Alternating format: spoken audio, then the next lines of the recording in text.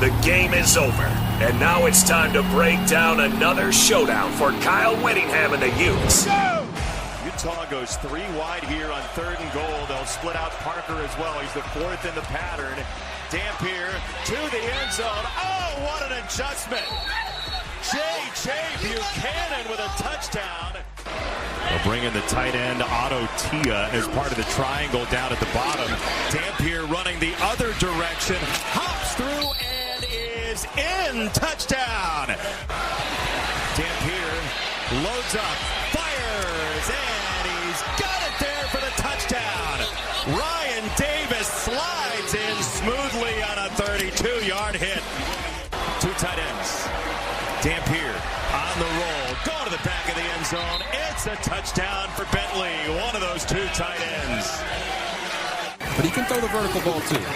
He'll try it here, down the sideline, and a beautiful catch by Vaughn. Cam Vaughn, touchdown. This is the Ute Postgame Show on 97.5, the KSL Sports Zone.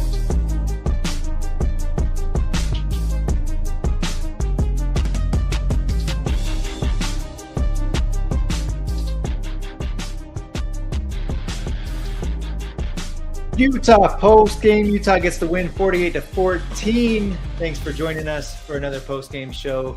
97.5, the KSL Sports Zone. I'm Christian Esparza. Alex Napoles joining me again as we break down Utah's first conference road win of the season. First conference win of the season. Utah now 1-1 in Big 12 play. Alex, I'll tell you my initial thought, and then we can get into some breakdown. The first offensive play of the game for Utah, the fumbled snap. Yes. I was like, oh my gosh. Here we go again. Game, aren't we? And then Utah rattles off 3 straight touchdown drives to start this game off. And I think that's where we have to start. Clearly, there was an emphasis on fixing the miscues that have been plaguing Utah the past few weeks, right? Starting slow, turnover issues before they can get points on the board. But it was 21-0 before Utah had any real mistakes in this game. So huge bounce back win for the Utes. Way to get back on track. And, we talked about it's a long season. You can't let the Texas Tech loss get you down, right? That doesn't end your season. You still have so much more football ahead of you. And it started today at West Virginia. Kyle Whittingham and the crew get it done.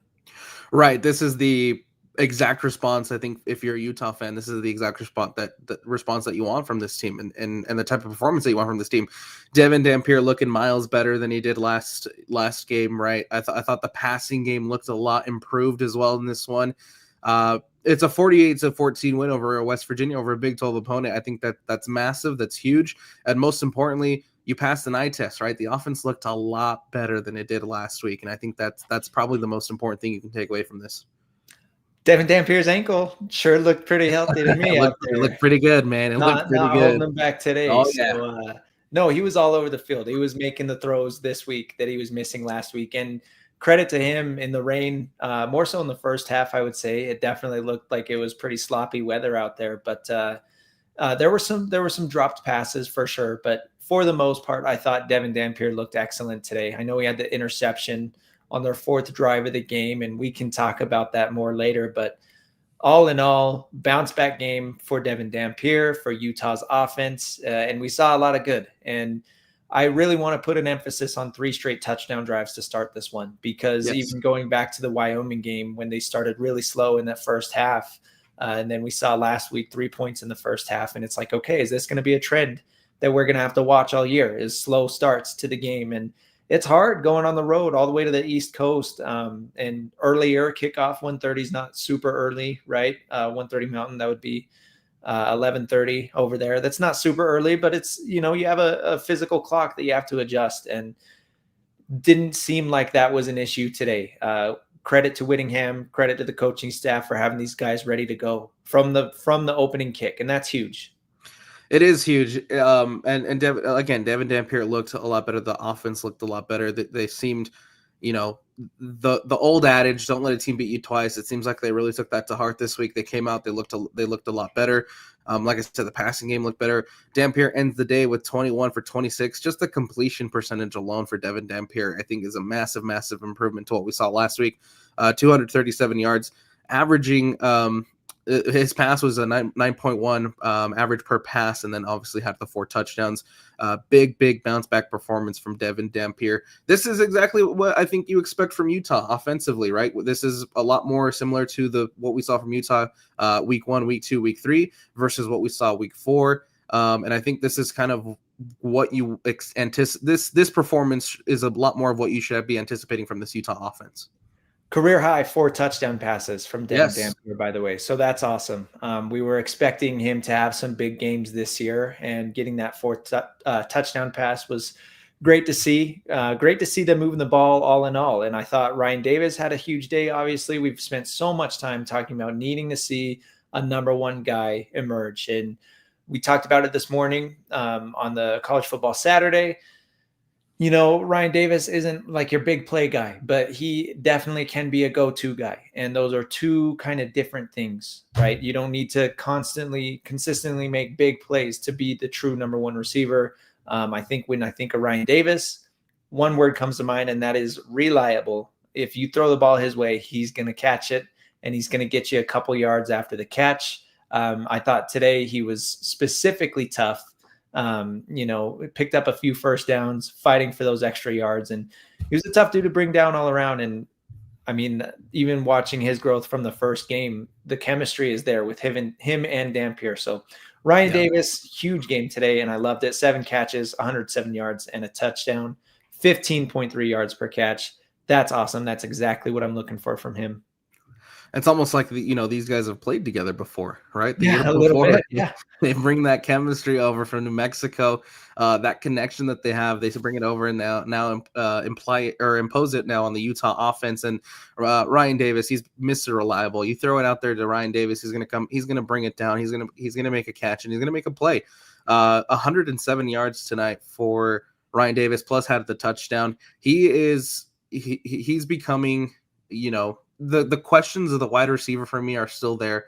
I still think you're still looking for a wide receiver 1, your true deep threat, but Ryan Davis is someone who's going to come up and make plays for you in intermediate passing in short situations, and he's going to make plays, and we saw that today against West Virginia.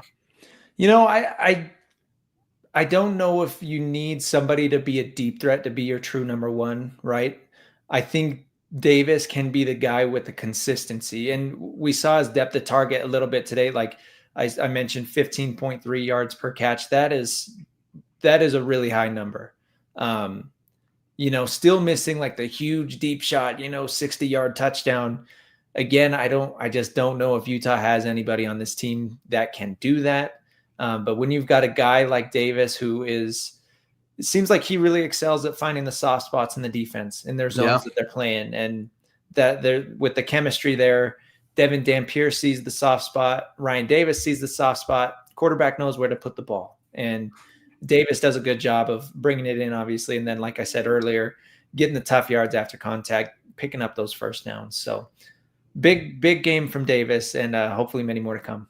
Also, a big shout out to Dallin Bentley, man. I thought today, Dallin Bentley was also a very reliable target, a very good target for Devin Dampier.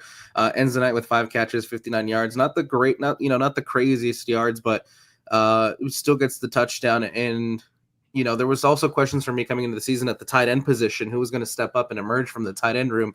And it heads and shoulders right now, Dallin Bentley. But don't count out JJ Buchanan, man. Yeah. Freshman coming in, making plays in this one. I think, we had questions, and we talked about in the morning, who was going to replace Hunter Andrews, who was going to come in and step in and fill in that role of number 10. And J.J. Buchanan might be able to fill in that part, man. 3 catches for 32 yards, had the amazing touchdown. That first touchdown pass from Devin Dampier was the one to J.J. Buchanan. And I think that he's got some potential. I'm excited to see what Utah's able to do with a kid like J.J. Yeah, and Utah has made it clear in the past they have no problem with 2 tight ends on the field, supporting 2 tight ends throughout an entire season. We saw a little bit with Kincaid and Keithy together, and the few games that they did play together were like magical. It was like both of these dudes are absolute studs, right? So Right. they have absolutely no problem letting each of those dudes eat. And what I loved seeing from a healthy Dampier today was the touch and the finesse on some of his passes that we had seen in earlier weeks, but we saw none of it last week against Texas Tech. Today, again, bringing up that throw to Buchanan, the beautiful fade in the corner of the end zone. Dampier has an ability to just to drop a pass in the bucket where it needs to be. And we've seen it. I bring it up because we've seen it several times this year. And clearly, I think it just shows how much that ankle injury affected him last week, because Right. again, we saw nothing close to that. But today, it was clearly an emphasis. You know, Jason Beck was like, yeah, we got to go out there and bounce back, respond, put some points on the board, get everybody's confidence back. And they did just that. So, you know, sigh of relief for Utah. I think they really needed this win as far as getting back on track. Even if you gritted out an ugly win today, you could have some questions, right? But that's not what happened. They came out 48-14. You got to see Bird Ficklin in, which is always a good thing. I guess a majority of the time it's a good thing when your backup quarterback is in. So yeah, back on the tracks for Utah. Who also, by the way, impressed. Yeah. Bird Ficklin ends the day with he went 4 for 4, 53 yards, and the passing touchdown. I believe that's his first passing touchdown of the season and the first of his collegiate career. So congratulations, Bird Ficklin. But he came out and he made some good passes, man. He's also somebody that I think has a lot of potential, and I'm excited to see what Utah's able to do with that. Unfortunately, Utah did not come out scotch-free from this game, suffering a couple injuries. Yeah. Nate Ritchie, first to go down, he got rolled up on. John Henry Daly forcing a fumble, and he rolled up on Nate Ritchie's leg. And I mean, everybody at home obviously was able to see the slow motion replay of his, knee bending backwards, kind of graphic. But he went to the sideline and changed into street clothes, was on crutches. Obviously, no official diagnosis yet, so I don't know how long he's going to be out. I would imagine he is going to miss some time, just because that was a pretty gruesome injury. I don't know if it would be season ending, but we'll wait to see. I'm sure we'll learn. Well, I don't know, because Utah's on bye, so I don't know if we're going to get it. I don't think we'll have a media availability on Monday to get some clarification there, but we'll see. Maybe we'll find out in post game. But anyways, Jackson Benny, another Ute player injured, sounded like if they really needed him, he could have gone back in, but they were just playing it safe because the game was going so well. Yeah. Jackson Benny, I think, was looking really electric on offense. Yes. And he got hurt on a catch and run where he made a nice play, and then it looked like he slowed up and just stepped weird on the turf. I don't know exactly what that was, but 2 injuries to monitor for the Utes. Yeah, and when you have 2 injuries like that, I know Jackson Benny got hurt on the offensive side of the ball, and he was on the field when Utah was on offense. But those are 2 defensive players, right? Going down early in the first half, and so that raises questions, that raises concerns. Good to see Jackson Benny back up on his feet, stayed on the sideline, right? Just didn't have to come back in, which is fine, right? You're in control of the game. There's no need to risk. There's no need to send him out there to aggravate, an injury. But we hope Nate Ritchie is okay, because after losing Rabbit Evans, right? Yeah, you're thin. You're a little thin at that position now, and so we hope the best for Nate Ritchie. Dallas Vakahali also left the game. Not sure what the injury was there. Wayshawn Parker left the game. He did end up coming back in. That one looked like probably a stinger or something. Looked like he was holding his arm. Through his helmet, he was clearly frustrated. So it was good to see him come back in and finish strong, because you mentioned earlier the running game looked a lot better today. 66 yards from Parker, 61 from Nakari Rogers. And that's, what you want to see going forward. These 2 guys are really close. And Kyle Whittingham has talked about not having a workhorse running back emerge. And obviously you would like to have a superstar out of one of these 2 guys. But if you can't have a superstar, the next best thing is to have 2 really consistent guys that are going to pick up the yards when you need them. So 9 carries for Wayshawn, 13 for Nakari Rogers, 11 for Devin Dampier, and a touchdown for Dampier, the only rushing touchdown of the game. I would say I was not a big fan as far as play calling wise of some of the Devin Dampier runs that we saw, especially when you've got a quarterback who was banged up last week and that clearly threw off the whole game plan. I was a little uncomfortable with seeing them rely on Devin Dampier so much on the ground. 11 carries is a little much, especially some of the design runs like up the middle kind of gave me pause a little bit. What do you think there? Yeah, but again, it's something we've talked about in the past. It just seems like that's something that you won't be able to take out of Devin Dampier's game. I wonder how much of those two were actually were play called for Devin Dampier and some other ones who, he didn't see anything kind of developing downfield, so he decided to tuck and run. Yeah. But at the same time, right, he's a playmaker and he's going to make plays with those legs. And so I think ultimately at the end of the day, that's just something you're unfortunately not going to be able to take out of his game, which could be a good thing or it could be a bad thing for you, Tom. Third down conversion, a lot better in this game. They finished 8 of 13. At one point, I want to say they were 8 for 8, honestly. But 33 first downs. I mean, that's awesome, right? So the conversions were great, and 3 for 3 on fourth down today. So a few of those third downs they weren't able to pick up, but then a few of them they were able to go for it on fourth down and pick it up then. So all in all, aside from the Devin Dampier interception, a really, really clean game from Utah's offense, just complete control. And you look at time of possession, 34 minutes for Utah, 25 for West Virginia. So really, really back to the basics and back to, I think, what made this team look so effective against UCLA. Yeah. A lot of those slow, methodical drives, but you still have the ability to go up tempo when you need. We saw up tempo a little bit today. And it worked. It was effective, but you're not going up tempo so much where you lose that time of possession battle. So a really good balance there. And obviously you can't do it every week, but against a team like West Virginia, that's exactly what they needed to do. That's exactly what they did.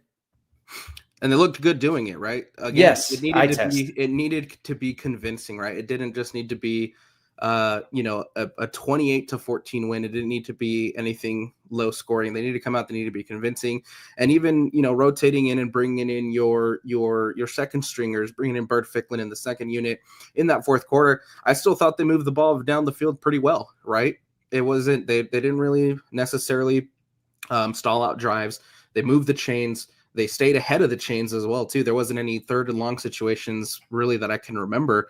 They stayed in front of the chains. They got to 30 manageable, and that's probably another big reason as to why they got back to the efficiency on third down. 8 for 13 is a good number. That's probably exactly where you want to be. Maybe even a little bit more. But they stayed in third and manageable situations. They moved the ball. They pushed the ball downfield, and I think it's almost a polar opposite of what you saw against Texas Tech. And again, I think everything about the offense ultimately bodes well tonight. I even think even in the penalty department, it bodes well, right? You only got flagged for 5 penalties today, which was a big, it felt like Utah in the last couple of games, in that Wyoming game, in that Cal Poly game, there was penalty issues. And then in this one, you don't see that as much, which again bodes well for Utah. This team clearly responded to whatever the coaching staff was preaching to them after that Texas Tech loss. Clearly there was a message, and clearly there was a mindset and a mentality to get things right. And I'm loving this response, honestly. So you're right. You cut down on the penalties. That's one area where you had real trouble. You were able to hit receivers. That's another area that was a big trouble last week. So yeah. I really like it. Curtis also 2 for 2 today on the field goals, both from 33 yards. Yeah, man.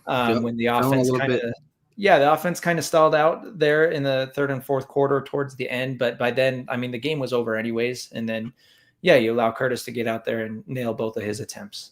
Which, again, I think is massive for his confidence, considering what happened against Wyoming. Last week, I think he went 1 for 1, which is better. But you still want to give him an opportunity to get out there, get those jitters out as a freshman coming in.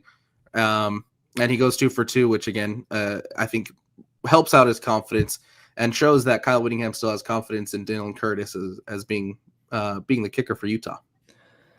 Let's get some fan reaction coming in. We've got PNWU chiming in. Of course, we are live on Facebook, on YouTube, on X. We're live on 97.5 and 1280. Let us know your thoughts on this win. We'd love to interact with anybody listening. So PNW Ute bringing up Wayshawn Parker's touchdown catch. We were texting a little bit during this game, Alex, and that was a great call by the refs, and it was a great call by Wayshawn because he made the catch and he was telling them to challenge it. He's like, no, I was in. Yeah. And through my mind, I was like, man, I don't know how he realized that he was in. Yeah. Like the concentration you have to beat the defender and bring the ball in and then have the awareness to realize that you were in, like without a doubt, so much so that you're telling your coach to challenge it. So good to see that play overturned.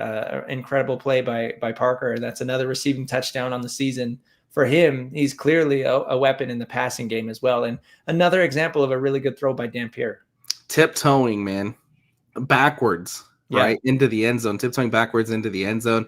To have the footwork, that's phenomenal footwork. And great awareness to know exactly where the boundary is, where you're not, you can't step, and to make sure that you make the big play. Wayshawn Parker, when it comes to moments like that, and when it comes to big runs, he had a big run too that I really liked from Wayshawn Parker tonight. When it comes to plays like that, I forget that he's just a sophomore, man. I forget that he still has so much more room to grow and so much more room to develop, because he's already showing signs of being a really great back for Utah. And so Wayshawn Parker, he's climbing up the list of guys that I've continued week in and week out to enjoy watching.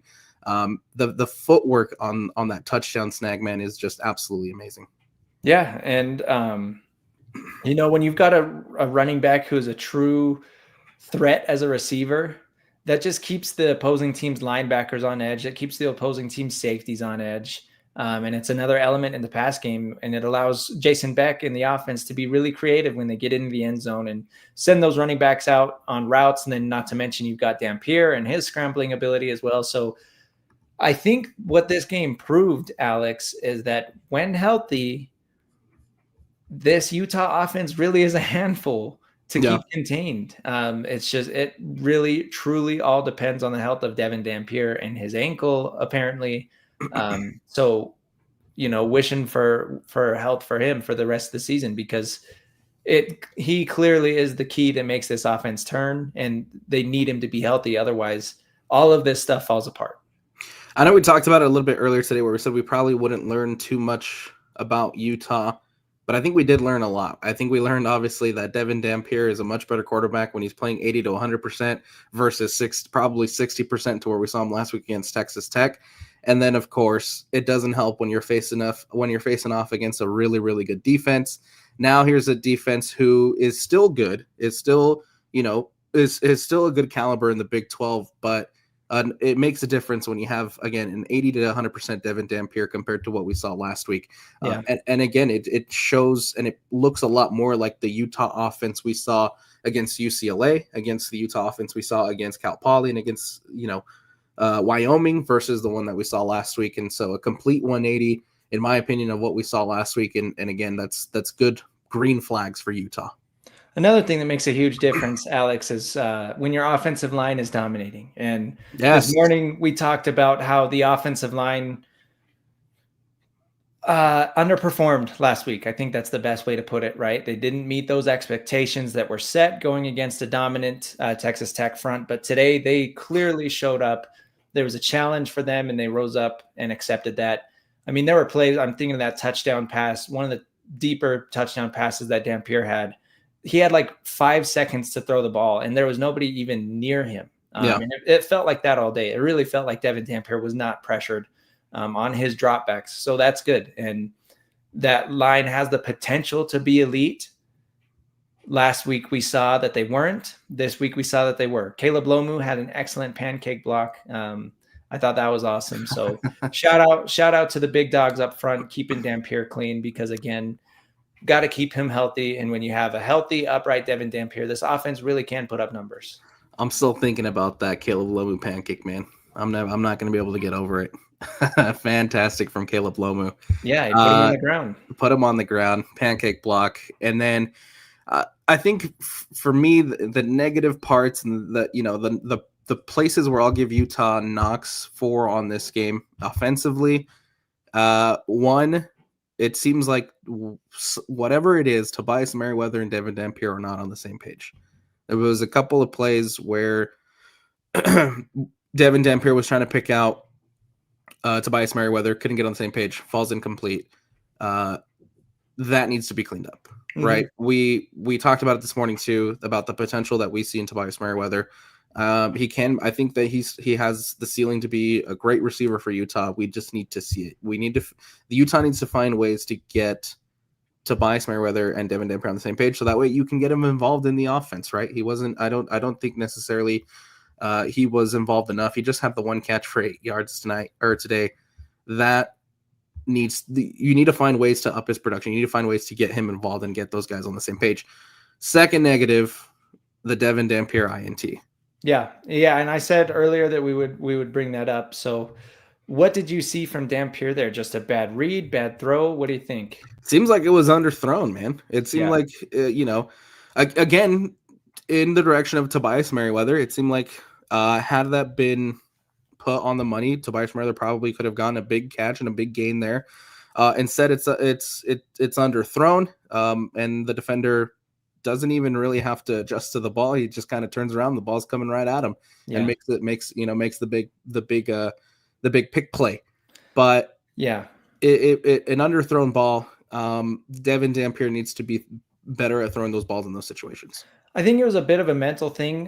So it was an interesting concept, right? You had trips on that side, and then you had basically a wheel route kind of thing, and then a receiver running a post.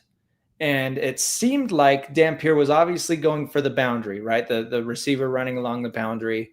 And you're right, he didn't get enough air under it, but at the same time, he got too much air under it. It seemed the ball came out weird, and that's why I say it was a mental thing. I think he wasn't quite sure how he wanted to layer that pass as far as over the first defender and underneath the second defender coming in over the top. And I think that's why I say it was a mental thing. It just seemed like he kind of second guessed himself, and that's why it hung in the air funny. And you're right, it was basically perfectly thrown right to the defender. So mental lapse, it sucks to see, but 4-to-1 touchdown interception ratio. I mean, that's going to get it done all day. And I don't think Utah had to punt today, did they?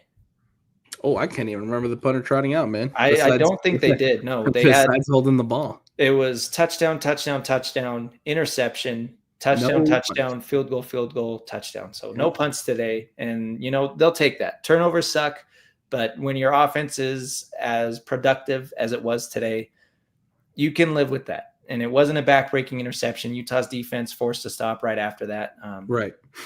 And we'll talk defense in the next segment, but one thing I want to mention right now, you shut West Virginia out in the first half. Excellent performance today by Utah's defense. 100%, right? You go out, you hold them to zeros at the first half.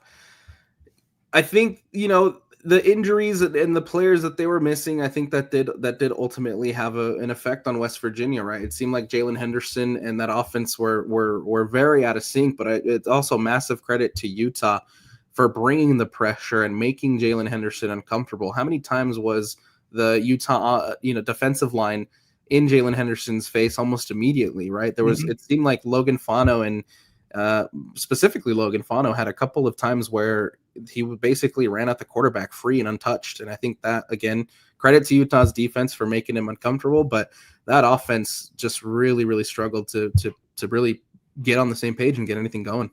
There was one graphic that popped up at one point. It said Utah touchdowns 3, West Virginia first downs 3. Oh. So yeah, dominant day from Utah's defense.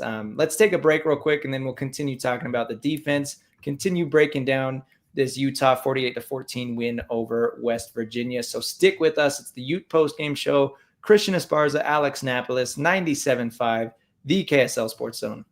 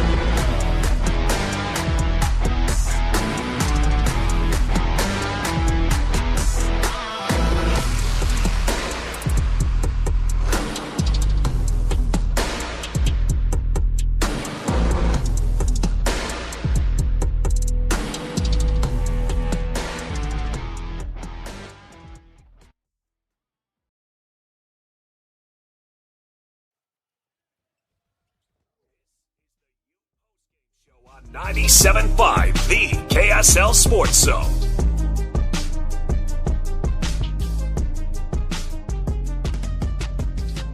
Utah Postgame 97.5, the KSL Sports Zone. I'm Christian Esparza, Alex Napoles with me, breaking down Utah's 48-14 win at West Virginia, getting your first conference win of the season, Alex. And how important was that win for the Utes after such a, I guess, worrying loss last week? There was a lot of doom and gloom in Salt Lake City concerning Utah and how ineffective they looked when it came to Texas Tech, but it seemed like they settled all fears today with this win.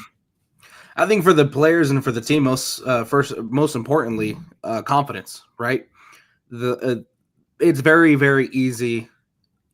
I feel like it's just part of being a person, part of being human, of getting caught up in the negativity and of getting caught up in a bad result, right? And so for me, I think it's super, super important for the confidence of this team to go out, get back on level terms with a 1-1 record in Big 12 play and conference play. And then, of course, have confidence to go out and put up 48 on West Virginia. There was a couple times on the broadcast, right, where they would show the Utah sideline and they would show Devin Dampier, and he was over on the sideline smiling ear to ear and hyping up his guys and celebrating on the sideline with his guys. And I feel like that's exactly what you want to see after the performance that you had last week, and being able to bounce back with a convincing performance as you did tonight, right? It helps the confidence so much. And I think just the camera panning over to the sidelines and showing everybody smiling over on the sideline, everybody celebrating, and everybody, showing up as a team, I think that's super, super important. This was Utah's highest scoring performance in Big 12 play. Hey, there you go. So that's great, right? The previous high 28 points against both Iowa State and UCF, right? Let's see. Yeah, that was their previous high in Big 12 play. So big performance from Utah's offense, seemingly when they needed it the most. But Alex, we got to talk defense because they were equally as impressive. We mentioned it earlier in the show, shutting out West Virginia in the first half. Of course, when West Virginia has uncertainty at their quarterback position, that makes your life easier. But you know what? That wasn't the case last week. Utah, I think, was definitely fired up today coming into this one, and they wanted to prove a point, and they got after the quarterback. They got after the rushing attack.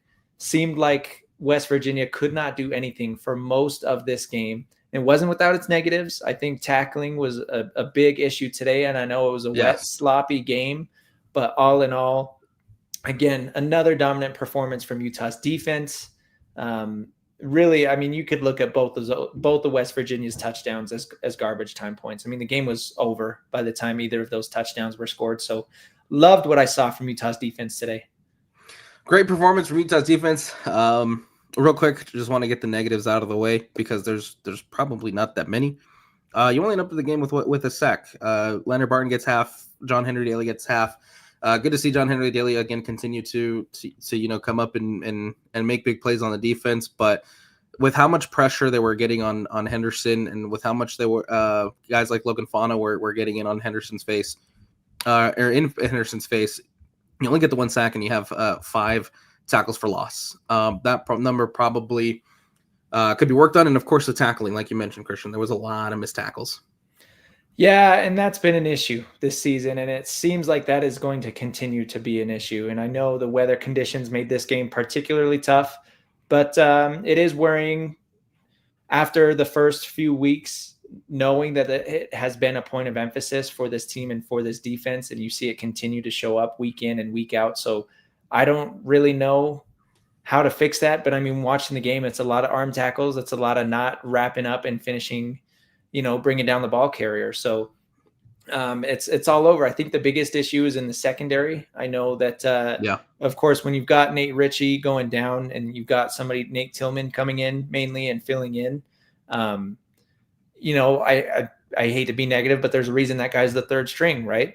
He's not going to be as good as the guys above him, and the defense is going to pick on him.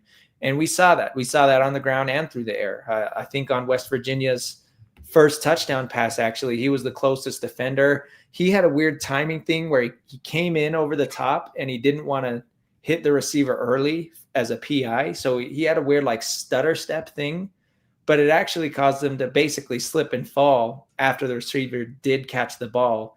And so by the time the catch was made, Tillman's on the ground and the receiver could just trot in for the touchdown. So the tackling is really, it needs to get worked on. If Utah wants to reach their goals, if they want to reach their potential and go as high as they possibly can, you're not going to do that with double-digit missed tackles in a game. I don't know the final number for this one. I'm sure Witt's going to have something to say about it. So we'll stay tuned to hear that later. But that definitely needs to be cleaned up. Definitely needs to be cleaned up. And I think the good news for Utah is the fact that they now have a little bit of a rest and a little bit of a break from games anyway, to be able to try to clean that up, right? This is a perfect week this is a good week. I don't know if perfect's the right word, but it's definitely a good week for Utah to head into a bye, to clean up some of the things that we've been talking about, whether it's, like the Tobias Merriweather and Devin Dampier connection, whether it's getting more pressure on the quarterback, whether it's the missed tackles. There's time here in this week now as you head into the bye to be able to hit the training ground, hit the practice ground, and be able to clean that up, be able to get more tackles and help out a little bit on the tackling side of things. Yeah, imagine if the bye were today instead of next week. Imagine how tough it would be stewing after that loss. If it was today, it would be the worst time to bye week. And having to sit on that and having to just feel miserable. Instead, I think that's a great point that you bring up, Alex. You get the bounce back win, you get back on the tracks, and you have this confidence that you built after this game. Now you can go into the bye week feeling really freaking good about yourself. And there's work to do, right? You're not satisfied with this, but you know that you have the potential to be a really good football team. And I think that is the most important thing, is these guys getting their confidence back, these guys not being down, not being defeated. I think ultimately, Utah is going to have a chance to make a deep run in the Big 12 conference. And after that bye week, you've got some tough games. You've got Arizona State. You're going to be at BYU. But then after that, you're against Colorado. You're against Cincinnati. You do have to go to Baylor still. But it seems like the next couple of games for Utah are going to be their toughest as far as, back-to-back games. Yeah. I do think that Arizona State and BYU stretch is going to be a little tough, but you got the bye week right now to get ready for that and prepare yourself for that. Not only do you have the bye week, but again, you have the confidence coming out of this win where you feel really good about your team. Yeah. And get healthy. And getting healthy. Yeah. And getting healthy. Getting guys like Jackson Benny feeling good.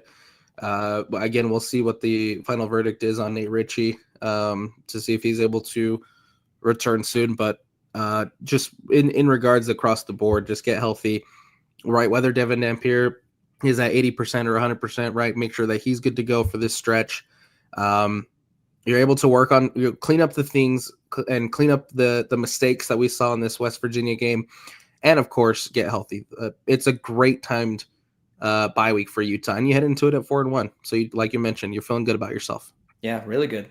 Who else was really good today, Alex? And that's Smith Snowden. I want to talk about him. He had a phenomenal day, I think, as a defender. I think it was the best game of the season as a defender. 2 passes defended and 3 total tackles, right? That doesn't sound eye-popping, but watching the game, it really felt like Smith Snowden was all over. And a few of those passes were huge. I think one was on a 3rd down. One might have even been on a 4th down. So you've got a star player showing up when he's needed the most. And you got to remember, too, Jackson Benny is primarily a nickel corner, right? So when he goes down, I think you're going to see what you saw today. Seems like Smith Snowden moves over to the nickel and then somebody else plays the boundary. So might be, depending on how long Jackson Benny's out, hopefully he's back for Arizona State and you don't have to worry about it. But might have a position battle there for the other outside corner. Who knows? But regardless, Smith Snowden is a very good nickel corner. That's where he kind of got his start for this Utah defense. And I would say that's probably where he's best at. So I 100% agree. Lockdown. Last year, him being in the nickel, I think that's what makes the nickel position so unique, right? It's because they're all over the field. They take care of special packages, and you need a special player to play a special position. And I think Smith Snowden is the perfect special player to play that position. Mm-hmm. I think he thrives the best in that position when he's on the defensive side of the ball. And again, not the most eye-popping stats when it comes to the box score, but just watching him, you see him tracking the receivers. You see him not afraid to go in and make big hits. He's a special player for a special position. It's in what I think is his best position on the defensive side of the ball for sure.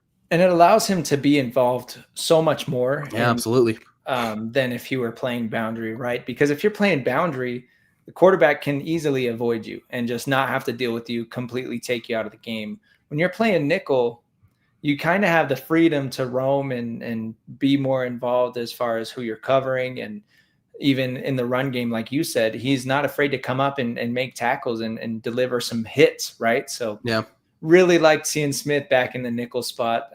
Not that he hasn't played it at all this year, but it seemed like today he was definitely consistently there, a lot more than we had seen. And of course, again, that's due to Jackson Benny's injury. Again, not sure the length of that, how long that's going to hold him out, but Smith Snowden, just wanted to give a shout out to him. I don't think we really saw him on the offensive side of the ball today.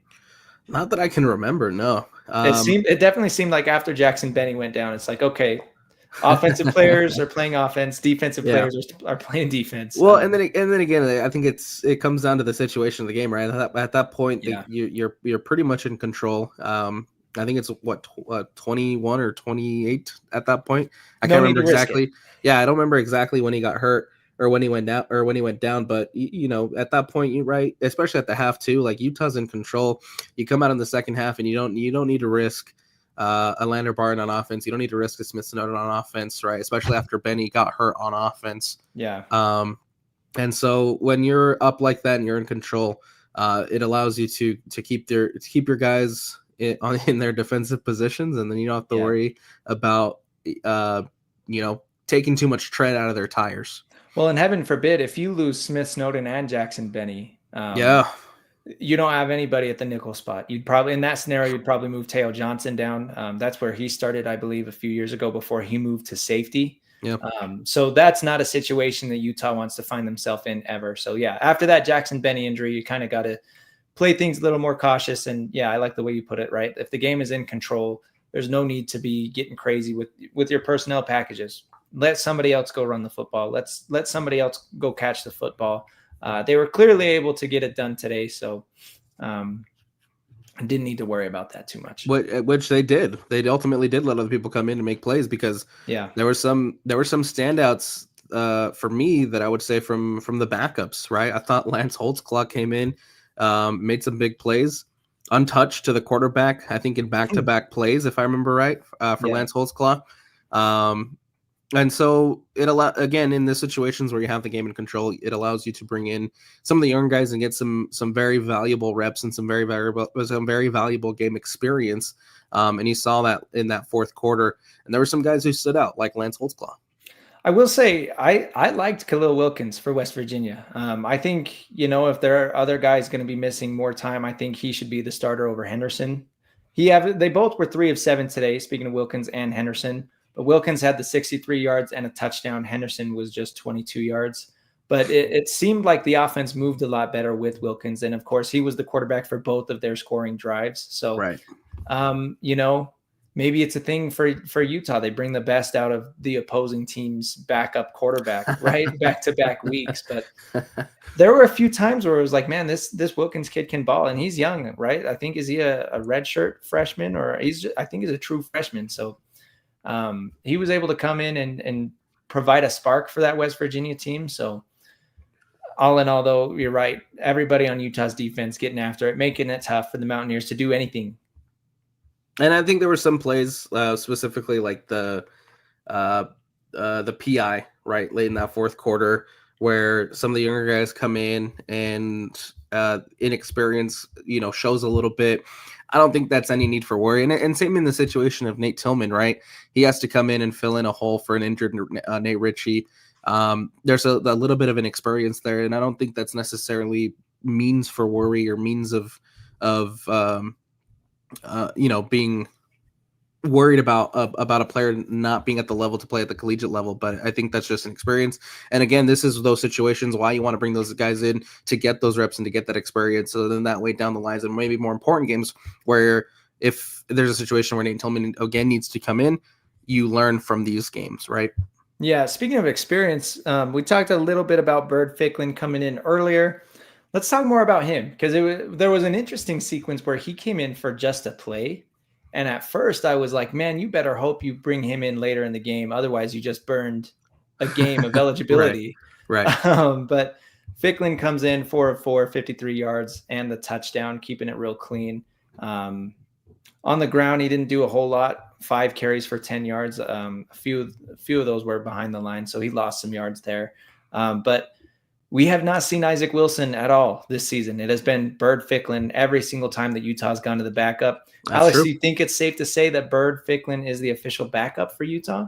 Well, we'll see, because that is game number 4 for Bird Ficklin. Is it? And it is game number 4. He came in and played snaps against UCLA. Wow. Time flies. It really does. Oh, it does. It really does. He came in and he played snaps in each of the games so far.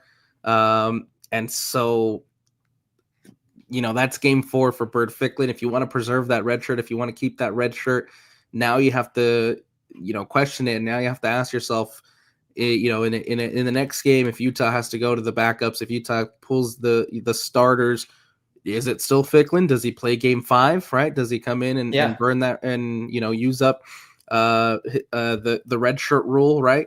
Or do they resort to Isaac? Because Isaac still technically now has 4 games before his red shirt is no longer good.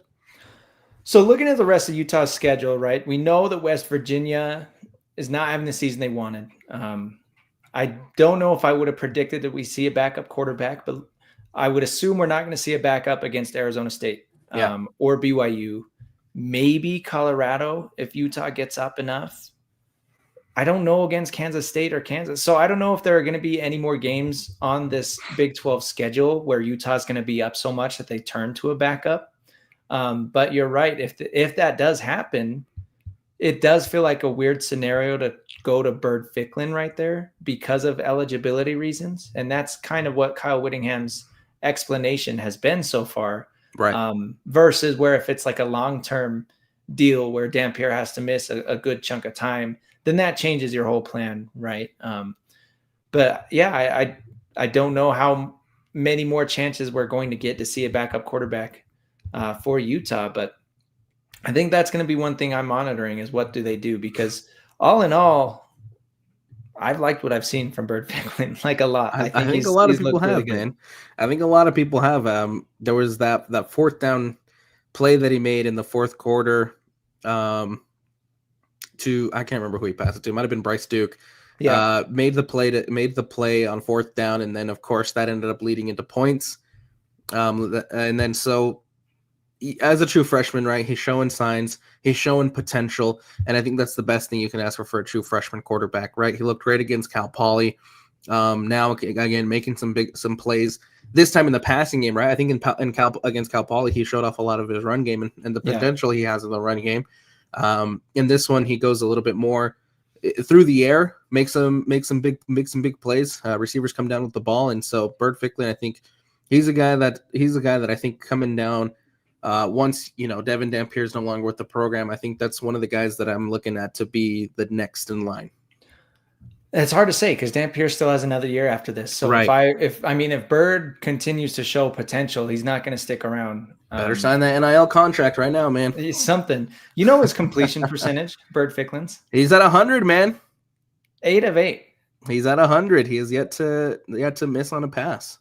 That's stellar. 8 of 8 for over 100 yards.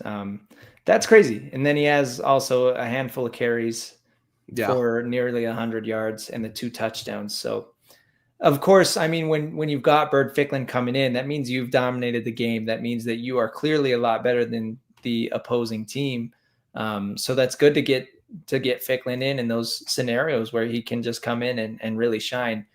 I would definitely say though that it's hard to keep a backup quarterback around when they are performing well like that though. In this day and age, nobody wants to sit around and be a backup anymore. And I don't blame them, right? If I was Bird Ficklin, if I were a backup quarterback and somebody's hitting my line saying, hey, you could sit around and be the backup there at Utah for another year, or, I'll give you X amount of dollars. And it's like, your eyeballs turn into the dollar signs. It's like, oh yeah. Right. So who knows what that situation is going to be like. But again, at the end of the day, it's always nice when you're up by so much that you have to turn to your backup quarterback. That's always a good way to end a game.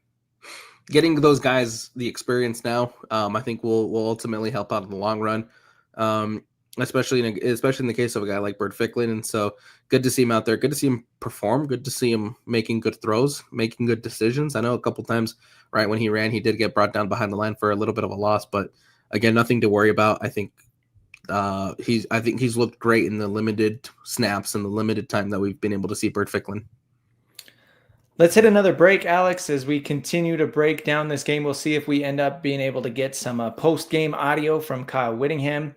We'll keep you tuned there, but we're going to take a quick break for radio purposes, about 3 minutes, and we will be right back. Stick around. It is the Utah post-game show, 97.5, the KSL Sports Zone.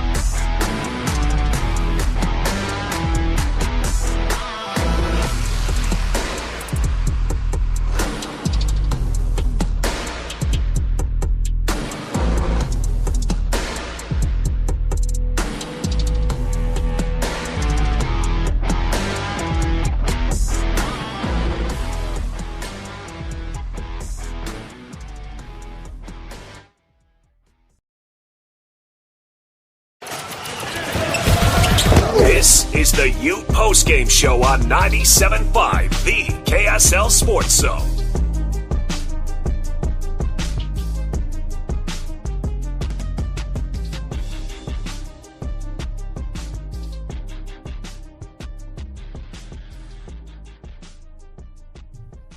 Utah postgame 97.5, the KSL Sports Zone. I'm Christian Esparza, Alex Napoles joining me as we continue to break down Utah's big win today at West Virginia, 48-14. Utah 1-1 in Big 12 play. Now we are continuing to get some fan reaction talking about this win, flipping the script coming in. He said, Daily still getting it done weekly. I agree. JHD. MVP. Let's go. And then Jarrett Valenti, great win. Did what they needed to do against a bad team. ASU will be a lively game, both 4-1 right now. Wow. So that's definitely Utah's next test. Fortunately, there is a bye week in between now and then for Utah to fix some things, clean everything up, and prepare for that game, and hopefully give them an advantage going into that matchup at ASU. And it's in Salt Lake City. That can't be understated. I think getting them at home, one works in Utah's, of course, will work in Utah's favor. This is a team, though, that is already 2-0 in the conference, right? They get the win last night against TCU, that 27-24 win. So at the moment, Arizona State leading the conference at 2-0. Obviously, still games to be played today, but it turns into a massive, massive game, because when you play a team like Arizona State, who now at this time has a better record than you in conference, right? Has a 2-0, is leading the conference, and is a step above you as far as your standing, as far as the standings go. Those are games that you cannot afford to drop if you want to make it to Arlington. Those are the games you have to win. Those are the games you have to go out and put on a good performance to make sure that you're able to get back and put yourself in a position, right, where you are, in this case, would be tying them at a 2-1 record, right? Don't allow Arizona State to go 3-0 and you fall to 1-2, because that would obviously, mathematics would be disastrous for Utah. And if you're 2-1, if you're both 2-1, you have the head-to-head. You have the tiebreaker. Exactly. Arizona State, even more so. Arizona State also is on bye next week. So both Arizona State and Utah are going to be facing off after a bye in 2 weeks in Salt Lake City. And that's going to be a huge conference game, and hopefully it lives up to the hype. We saw how Utah performed last week when there was, frankly, a lot of hype, a lot of attention, a lot of expectations on that game. And Utah still has not performed as well as we thought that they would at home in Big 12 play. So that's their next big test, seeing if they can turn things around there and kind of prove everybody wrong. And I mean, hard to say. Frankly, it's not proving everybody wrong. Like that your record at home is your record at home right now. But I guess continue to build up that reputation, because notoriously Rice-Eccles is a very tough place to play. It just hasn't been so in Big 12 play. So you'd like to reestablish that, I guess, is what I'm trying to say. Yes, and this is a perfect opponent to do that. Both coming off the bye, so both will be well rested. Both will hopefully be healthier heading into that game, and so of course it sets up for what should be a big matchup. You want to get that win in front of the home fans. You want to be able to show your fans that you can win those big games in front of them, because right now, as you mentioned, 0-5 in conference play. Not great, Bob, but you got a perfect opportunity in so many ways, right? Because of the home record, right? You got to get that first win in conference play at home, because of where Arizona State stands on the standings right now. They're above you. They're 2-0. You cannot allow them to go 3-0. And of course, there's going to be eyes on this game, because this conference is so unpredictable. This conference right now, they mentioned it a couple times on the broadcast, right? If you're Texas Tech, you say the Big 12 runs through Lubbock at the moment, but everybody else feels that this conference is wide open. And I think for Utah fans, they should feel it is wide open, right? Until proven otherwise, and until proven falling behind in the standings, Utah's in this race, and that game will, of course, I think, determine a lot as to whether Utah will continue to be in that race or whether they'll fall behind in that race. Yeah, let's get a little bit of look around the Big 12 scoreboard going on right now. Obviously, 2 games last night. You mentioned Arizona State did beat TCU. TCU was ranked number 24. They're probably going to fall out. Arizona State will, I'd imagine, rise back in. Arizona State now 2-0 in the Big 12. So good points there, Alex. They're a team to not watch. Another sneaky team to watch, Houston, moving to 2-0 in they have not played a Big 12 game, but they are undefeated, right? They're 4-0 on the year. Houston beat Oregon State 27-24 last night. Today's games, Cincinnati beat Kansas 37-34. Cincinnati's 1-0 in conference. Kansas State beat UCF 34-20. Kansas State is now 1-1 in conference. They, of course, lost to Iowa State in week 0. Baylor beat Oklahoma State. Baylor's 1-1 in conference. Then wrapping up the slate tonight, Arizona is down 8-0 to Iowa State right now. And then BYU is going to play tonight at 8:15. So that Arizona-Iowa State game, obviously huge implications, right? Because Arizona State off to a hot start, 3-0. They want to continue to keep that going. Iowa State at 1-0. And then, of course, BYU and Colorado tonight. Should be a fun one. We'll see, man. Bit of a controversial opinion. I still don't know how to feel about Arizona, right? Their 3 wins are against Hawaii, Weber State, and Kansas State, and they barely beat Kansas State. So I think there could be some fool's gold there with Arizona's record, but nevertheless, I mean, respectable coach, respectable program. So you always got to give them that. And then BYU and Colorado, we'll see what BYU looks like today. First road conference game. So that's going to be a huge game. Been talking throughout the week, like that BYU Utah game is coming up a lot quicker than I guess I realized it would. Just a few more weeks. 2 games away. Yeah. For BYU, 3, because they won't have a bye. But for Utah, it's 2 games away. Yeah, it's crazy. Life is moving fast for the Utes. But yeah, looking at the Arizona State game in 2 weeks, Alex, that's going to be huge because unfortunately, I think safe to say if Utah loses that game, their chances of making a push towards the Big 12 championship are going to be very, very slim. Yeah. But if they win that game, that is huge. Winning the next game, only 1 conference loss after basically the 2 top teams in the Big 12 conference. That would be big time. So very important game for Utah in 2 weeks. I think if Utah goes out there and again puts on a convincing performance and is able to walk away with the win, they obviously not only put themselves right back into the conversation of teams who should be and could be at Arlington, but of course in the national landscape and in the national way to look at things, right back into the polls. The playoff conversation. Yeah. Right back into the playoff conversation. All right. Not looking like we're going to get any post-game sound, unfortunately, but stay tuned. We will have that posted to our podcast pages at kslsports.com as soon as we receive those. Just doesn't look like we are going to be getting those soon. So Alex, let's wrap this up. Offensive and defensive MVPs today for Utah's 48-14 win over West Virginia. Offensive MVP, I think it's an easy one. Devin Dampier, 5 total touchdowns, had 4 in the air, 1 rushing, 21 for 26, 237 yards through the air. Did have the pick, but he did also have 11 carries for 33 yards. 5 total touchdowns. I mean, by far the offensive MVP in this one. Okay. I'll go defensive. I'll go with Lander Barton. I think this was an eye-popping game for him. He led the team with 8 total tackles. He also had 4 on his own. He had half a sack. And then the play that stuck out to me, he had a huge hit on the sideline that was kind of just like establishing himself, saying, I'm Lander Barton, don't mess with me, right? I'm a big, tough dude. His sack was a really nice play. He was in coverage, then a hole opened up, and it was kind of a thing, when you're a linebacker and you've got nobody really to cover, if you have a lane to the quarterback, go put pressure on him.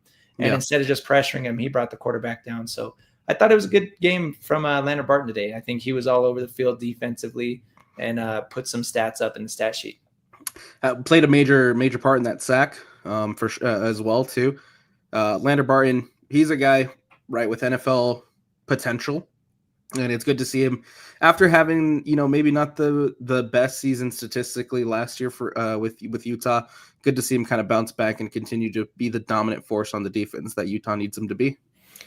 All right. Again, Utah on bye next week before a huge showdown against Arizona State. Alex, you and I will still be live for College Football Saturday. We'll continue to talk a little bit more about this game. So be sure to catch us Saturday morning, 10 to noon, 97.5 and 1280.